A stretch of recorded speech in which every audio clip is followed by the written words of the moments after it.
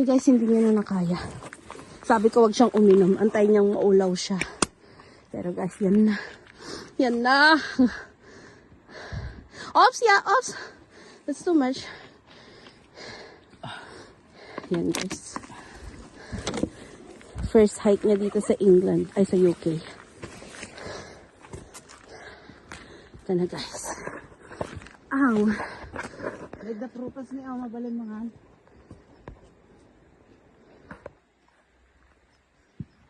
Okay guys. Let's keep going. Maunahan tayo ng mga matatanda. Ah?